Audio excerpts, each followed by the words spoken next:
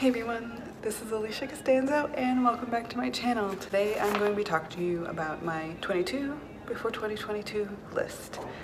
I've got my cheat sheet.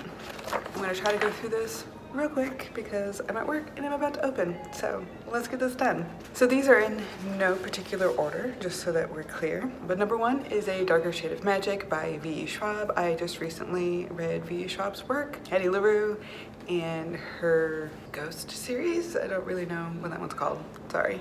But the little blurb I have for this is magic, parallel universes, and a smuggler that works for the Empire as an ambassador. Hell breaks loose and romance seems afoot. So this seems like the perfect book for me. And I like her writing, so new favorite author. We're gonna find out here. Number two is Instant Karma by Marissa Meyer. I just finished her Heartless book. I finished her other series that she's got too. And this is a little bit different for her. It's a judgmental overachiever suddenly has the ability to cast instant karma on other people.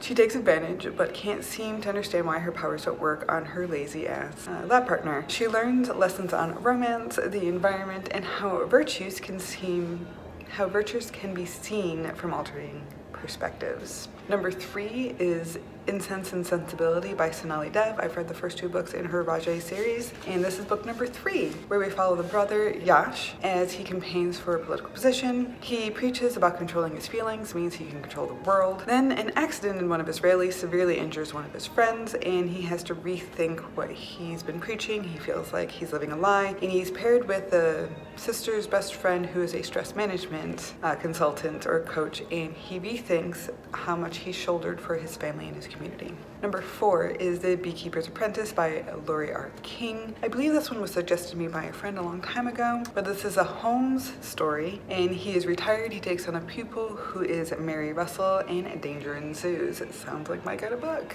Number five is Crave the Mark by Veronica Roth. So the brutal tyrant uses his sister's power to torture his enemies until the son of a farmer is thrust into her world. They will either destroy each other or help each other survive. Again, my kind of book. Six, The Daughter of the Siren Queen by Tricia Levenseller. I read the first one, which is the daughter of the Pirate King. And so this is book two in the duology. Alosa has recovered the map of a legendary hidden treasure. The people who took her captive ended up helping her, and now are captives, prisoners on her ship. And her father reveals a secret, and they have to race him to the treasure. She thinks she's got a leg up because she is the Siren Queen's daughter. Number seven, Warrior of the Wild. Oh my god, I don't have the author here. Book cover, author, I don't remember, I'm sorry.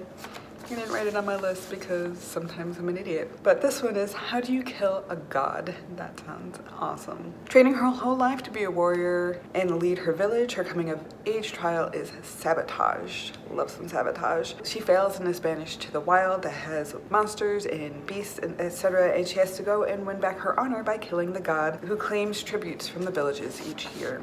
I kind of hope there's some romance in that. Don't ask me why, but it just feels like that would be right. Number eight is January, one of the Calendar Girls series from Audrey Carlin, and this is one that my bestie recommended to me because my series sounds a lot like hers. So Maya needs money to pay her father's debt or he will die. So she joins her aunt's escort service and spends a month with a rich man she doesn't have to sleep with if she doesn't want to. The series follows her over 12 months and 12 different clients. Number nine is Beautiful Bastard by Christina Lauren. This is an ambitious intern, a perfectionist executive, and a whole lot of name calling. This is a hate to love romance, and I'm for it. Number 10 is Ninth House. Not Night House, which I've been calling it, but Ninth House by Lee Bardugo. This is dark academia, secret societies, Yale, and a horrific unsolved homicide with a sole survivor. Number 11 is Year of Yes by Shonda Rhimes, and this is a nonfiction written by a powerful Hollywood woman who is detailing how saying yes to things changed her life. It sounds pretty interesting, so sounds like my kind of thing. Number 12 is Aurora Burning by Kaufman and Kristoff. This is number two in the Aurora cycle. The crew is back, kind of, introducing Kale's long-lost sister and the army at her back, along with some GIA agents with the creepy flowers. And this is a sequel, or this squad has to keep Ari and themselves safe.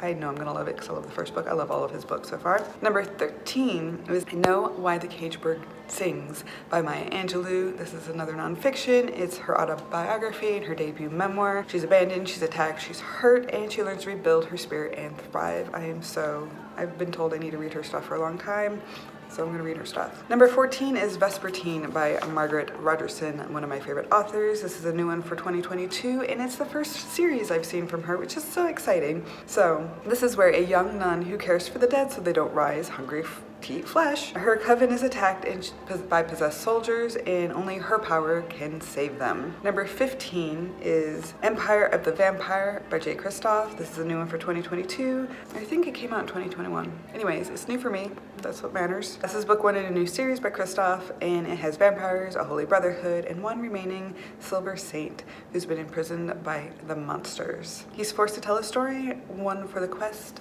for the Holy Grail. Number 16, Sea Witch Rising by Sarah Henning, is book 2 of Sea Witch, which was a retelling of Ursula. Ursula craves for freedom, and we follow her alternating point of view with this young mermaid who doesn't want her twin sister to die and is traded a voice for things, etc. Number 17 is Down Among the Sticks and Bones by Shannon McGuire. This is the second book in the Wayward Children series with alternate universes, death, and danger. This one is featuring Jack and Jill. Number 18 is The World of Lore by Erin Mankey. This is a graphic novel about monstrous creatures that was transcribed from this podcaster's guide to the history of terrifying creatures. So sounds like my kind of thing, plus it's drawn comic style, and I really like that one. Number 19 is Star Trek Picard by Una McCormick. This is the book version of the series. I have only watched the first episode of the series. I love Picard because Star Trek Next Generation was my jam. I watched it when I was younger with my dad. I rewatched it recently on my own, and so I'm really excited. He's like my favorite character. So I'm gonna read Star Trek Picard this year.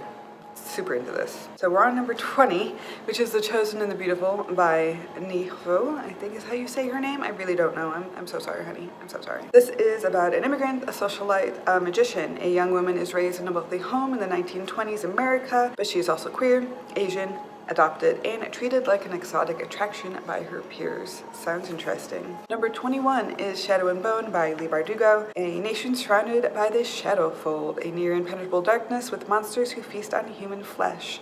A young woman who's never been good at anything reveals a hidden power that may be the key to saving her country. Yes, this reminds me a little bit of We Chase the Stars, so I'm so into this. And finally, number 22 is A Kingdom of Flesh and Fire by Jennifer L. Armentrout. And this is book 2 from the Blood and Ash series. I just read the last one in December. This is Atlantis, Vampires, Demigods, War, Death, and the Maiden. Oh my god, am I excited for that one. So all of these books, obviously, I'm really excited about. I predicted they should all be 5 stars for me, so we will see how that happens. We saw last year's, in my worst books of 2021, that I had a handful of my favorite books, or the ones that I predicted would be awesome. My 21 before 2021s were on that list, so you never know until you read. Yeah. Okay, that's it for me for right now. Please let me know what you're looking forward to in 2022 for your reads. Please make suggestions if you've read any of these. Don't spoil them, but please let me know how you enjoyed them, or didn't, as it were. Anyways, thank you for watching, guys. I will see you next time. Bye!